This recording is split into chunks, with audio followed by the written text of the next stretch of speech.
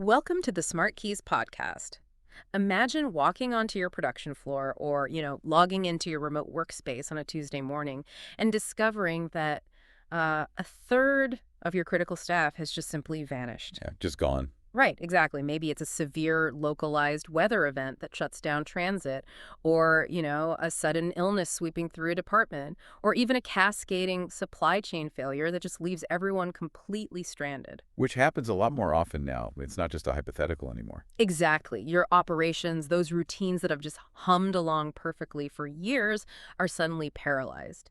And I think the sheer vulnerability of human capital is something that businesses of every single size have been forced to confront recently. Because labor isn't just this abstract resource, right? It's a highly fragile engine. It really is. Yeah. I mean, we're looking at a fundamental shift in operational reality here. The conventional wisdom, it used to treat workforce availability as a constant. Like you hire people, they show up, the work gets done. Right, clock in, clock out. Yeah, but that assumption is gone. It's completely gone. Today, the most successful organizations are treating sudden labor evaporation not as some freak anomaly, but as a predictable operational variable. Which is such a necessary pivot. It really is.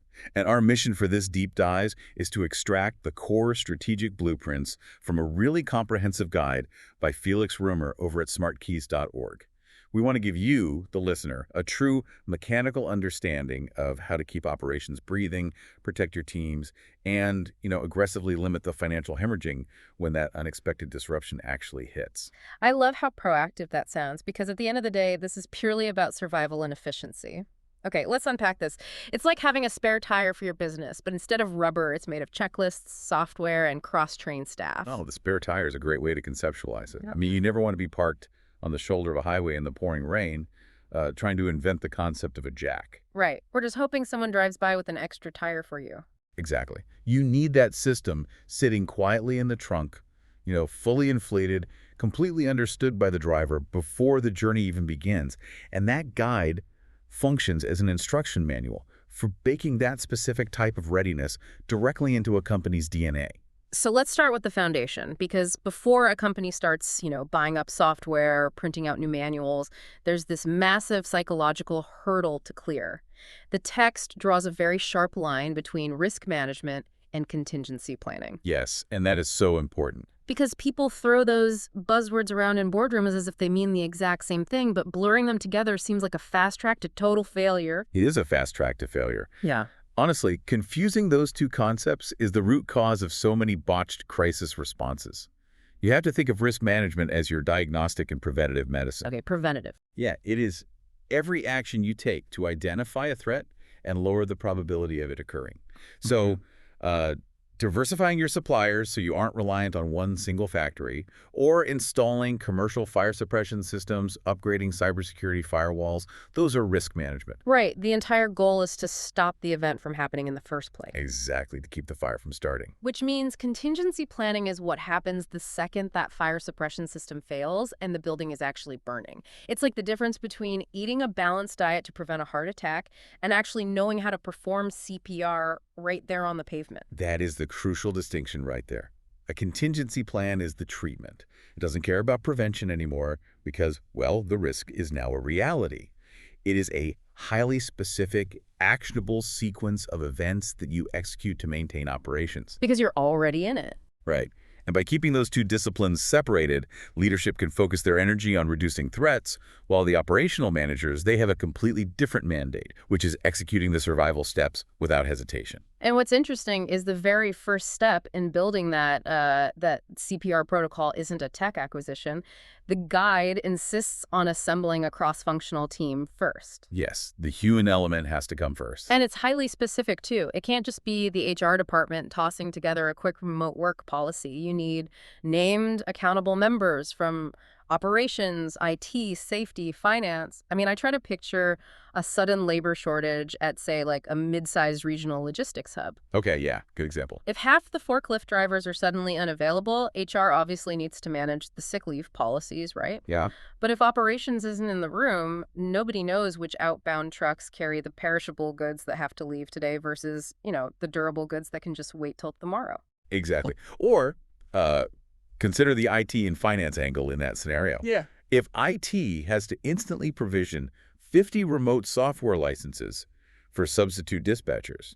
But the IT lead has to spend 3 hours chasing down the CFO for budget approval. Oh, man, yeah. Your response is completely paralyzed by your own red tape.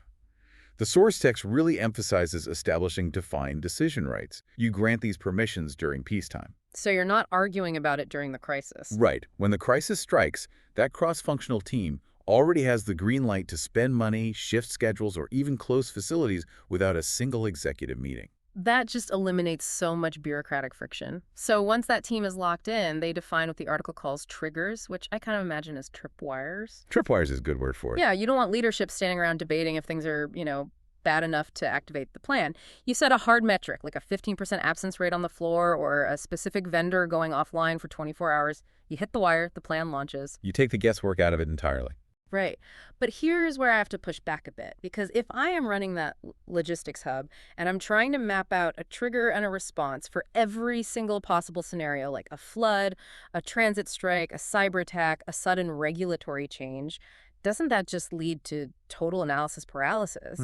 How do businesses avoid getting bogged down in all those what ifs? That is such a common trap.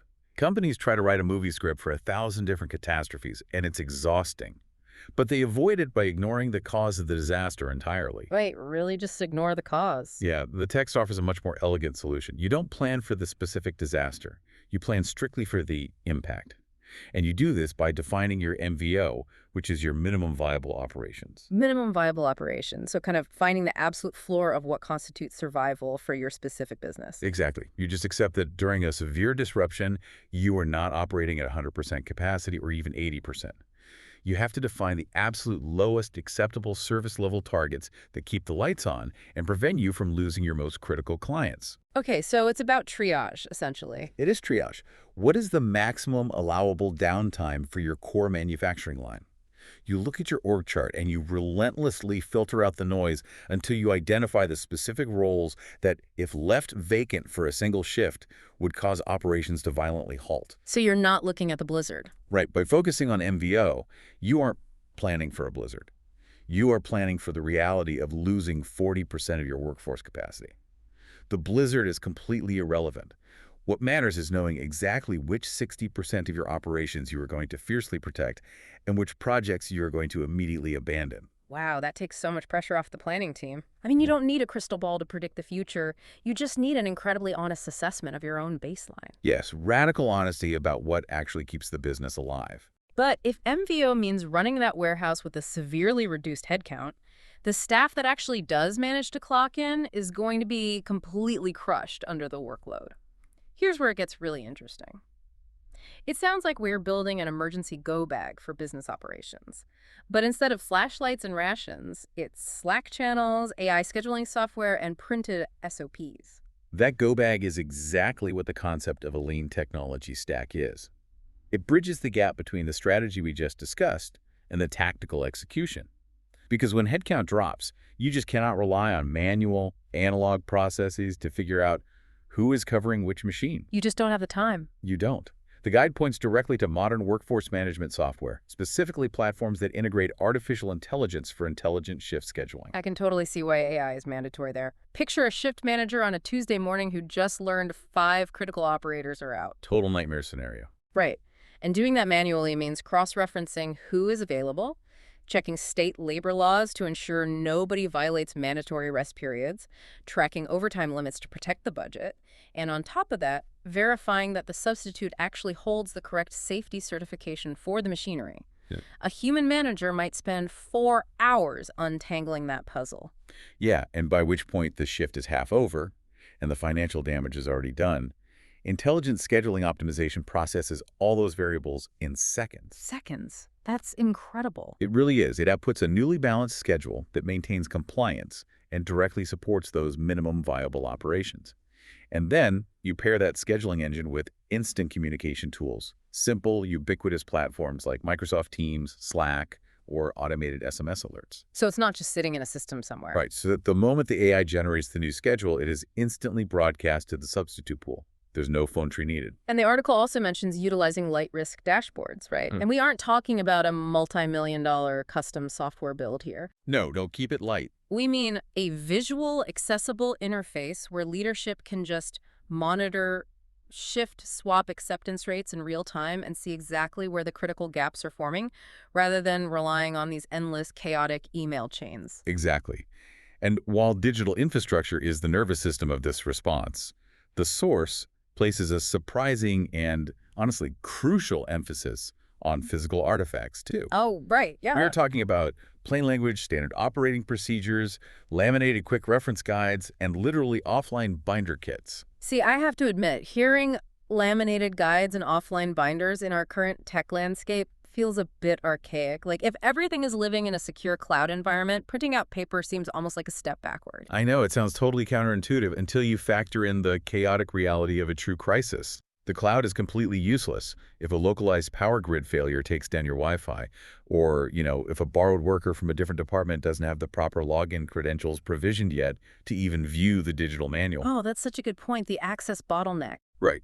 The methodology here is about lowering the barrier to entry for substitute labor. If a complex packaging machine needs to be run by someone who hasn't touched it in 2 years, a laminated step-by-step visual guide physically taped to that machine eliminates so much friction. It bypasses the IT bottleneck entirely. You can literally just read it. And you can also back those up with short, like 2-minute how-to videos hosted on a platform accessible via mobile devices, right? Yeah. So a worker can just watch the procedure on their phone while standing right in front of the equipment. Exactly. And creating these artifacts serves a vital psychological function on top of the practical utility. When routines break, human beings naturally experience anxiety and confusion. Panic, essentially. Yeah, panic. And these physical checklists and quick guides, they become a single source of truth.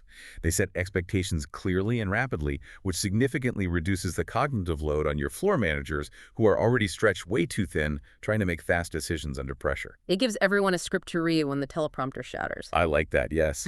But software and laminated paper are entirely useless without healthy humans to engage with them. So we have to pivot to how these plans protect the actual people. Because if your contingency strategy ignores employee safety, it's really just a theoretical exercise. It is. The absolute foundation of workforce contingency is aggressive protection of the workforce you currently have on the floor. Right. If a local pathogen or even just a severe seasonal flu starts sweeping through a facility, failing to contain it locally will just decimate your MVO. The guide emphasizes rigorous structural health measures. Like what, specifically? We're talking about designing physical distancing into the floor plan, where feasible, mandating frequent hand-washing protocols and ensuring high-touch surfaces are routinely sanitized. And it also highlights providing specific, task-appropriate PPE masks, disposable gloves, face shields, so that employees not only are safer, but psychologically they feel secure doing their jobs. And a major element the text brings up is the necessity of establishing incredibly clear, punitive-free sick leave policies. Yes, that is huge. Because if a machine operator comes into the facility sick because they are terrified of missing a rent payment, they could easily take down the entire production line. Setting hard return-to-work criteria and even covering the costs for employees to receive relevant vaccinations is framed not as a perk, but as a direct operational investment. It is an investment in continuity. But how those structural defenses and contingency plans are applied relies heavily on the specific dependencies of different economic sectors. A generic corporate template will absolutely fail here. So you have to tailor it. You have to. Yeah. In healthcare, for instance, the absolute priority is maintaining clinical and patient-facing roles. The dependency there is literal human survival. Therefore, their contingency planning must revolve around strict certification compliance and shifting administrative staff to support clinical substitutes without violating care standards. Right, which you can contrast with manufacturing, where patient care isn't the metric at all. Their focus zeroes in on safety-critical machinery. If a specific industrial press requires a highly specialized technician, the entire contingency plan hinges on who the pre-trained backup is for that exact piece of heavy equipment, just to keep the core revenue line moving. Exactly. Or look at agriculture, where the ultimate dependency is time. A farming operation prioritizes seasonal labor for these incredibly narrow planting and harvest windows. Right, you can't just delay a harvest. No, if a sudden labor shortage causes them to miss a 3-week harvest window, they don't just miss a quarterly target, they lose the entire year's revenue. So their contingency benches have to be scaled to seasonal urgency.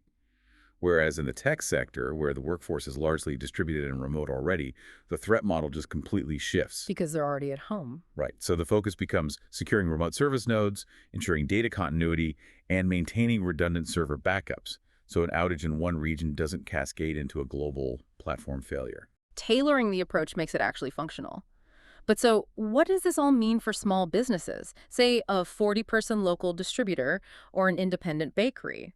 They might feel completely alienated by all this. They don't have endless corporate budgets to buy AI scheduling platforms or hire cross-functional consultants or maintain these deep substitute benches. Can a small enterprise actually pull this off without going bankrupt? The source text directly addresses this concern, actually, emphasizing that small businesses can and must implement these strategies by focusing on low-cost, high-leverage measures. A massive, custom risk dashboard just isn't necessary for them. Oh, that's a relief. Yeah, a secure, shared cloud folder containing updated contact trees and simplified SOPs, coupled with a dedicated group chat channel that can serve the exact same function for a 40-person team. And the article also points out a brilliant recruitment channel for them, tapping into employee referrals. Instead of paying hefty retainers to staffing agencies, you leverage your current staff. They already understand the company culture, right? And the pace of the work. They know exactly who in their personal network has the temperament and skills to step in immediately on a temporary basis. Yes, current employees act as highly effective cultural filters. Small employers can also build relationships ahead of time with local staffing contacts, utilize state employment boards, and just maintain a roster of part-time local workers who could be activated within days. It's entirely about agility, and keeping the procedures simple enough to execute without a massive administrative overhead. So resilience isn't just about having a bottomless budget. It's about possessing a documented, practical approach. But a documented approach can't just sit in a three-ring binder gathering dust until disaster strikes. The most fascinating part of this strategy is how it must be integrated into the living, breathing culture of the company. Absolutely. This requires empowering your mid-level staff and committing to continuous operational improvement. The text outlines the necessity of building what they call Plan B and Plan C rosters before you ever need them. Right. Plan A being the people currently clocking in every day. So building the bench for B and C involves signing those contingency contracts with specialized staffing agencies during peacetime. You vet freelancers and actively maintain relationships with on-call former employees who, they already know your proprietary systems. Exactly. You also align HR and finance to establish pre-approved pay rates and overtime structures for these substitute pools. When the alarm sounds, you cannot waste 48 hours negotiating hourly rates with a freelancer. No, you need them there an hour ago. Right. But externally building a bench is only half the equation. You must empower the mid-level leaders you already have internally. Because when a massive disruption hits, senior executives are going to be completely consumed with macro-level survival, supply chain rerouting, managing client panic, securing capital. They cannot be managing daily shift swaps on the floor. They just can't. You have to coach your mid-level leads to absorb temporary executive duties, and you give them the physical artifacts we discussed earlier, establish daily communication check-ins to maintain visibility, and most importantly, give them strict escalation rules. Escalation rules, yeah. A shift manager needs to know exactly which decisions they own outright and what specific scenarios mandate waking up the CEO at 2 a.m. And to ensure those escalation rules and checklists actually function in reality, organizations must schedule regular tabletop exercises. Running brief, focused drills to verify your assumptions is just critical. A plan must be updated annually or immediately after a major structural change, like a merger, implementing new core software, or, a major shift in industry regulations.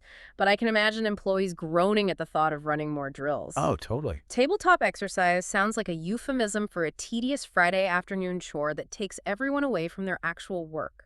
How do companies make this a seamless part of their career rather than just another administrative chore? This is one of the most brilliant strategic connections Felix Römer makes in the guide.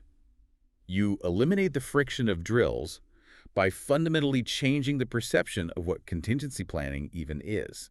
You link it directly to upskilling and succession planning. Wait, really? Walk me through that. How does practicing for a disaster translate into career development? Okay, so consider how an organization protects proprietary knowledge. If your critical logistics routing relies entirely on the undocumented expertise of one single senior manager, you transfer that knowledge through shadowing and hands-on trials. You pull a high-potential junior employee aside and say, hey, we need to ensure operational continuity. We are designating you as the official backup for the senior operations manager. Oh, wow. We're going to cross-train you, let you shadow their workflow, and next month you're going to run the entire floor for a day as a pilot swap. That completely flips the narrative. Suddenly, that junior employee isn't just participating in a boring safety drill. They are being actively groomed for a promotion. They are getting hands-on management experience and building their resume while the company secures a highly capable, internally vetted Plan B. Exactly. It expands their duties smoothly and turns a defensive mechanism crisis prep into a proactive engine for talent retention. The employee feels deeply valued and trusted with critical operations, which completely eliminates the fatigue normally associated with contingency exercises. It makes the business stronger and more agile every single day, not just on the days when everything goes wrong. That reframing is incredibly powerful, and it perfectly sets up the forward-looking takeaway that the guide offers for anyone listening right now wondering how to tackle this massive mountain of strategy. The advice is to intentionally avoid trying to overhaul your entire company overnight. Attempting a massive overhaul will just lead to the analysis paralysis we discussed earlier. The practical takeaway here is to pick one small, targeted step this week. Identify the single most critical, single point of failure role in your department. Just one. Just one. Either document their core daily duties into a simple, plain language SOP, or begin building a substitute bench for that one specific position. Test a small swap. Organizations that practice resilience in small, manageable increments are the ones that recover rapidly and maintain the trust of their customers when the market panics. Taking that initial step toward resilience is what separates the adaptable from the obsolete. Which brings me to a final thought I want to leave you with, something for you to evaluate as you look at your own teams and workflows this week.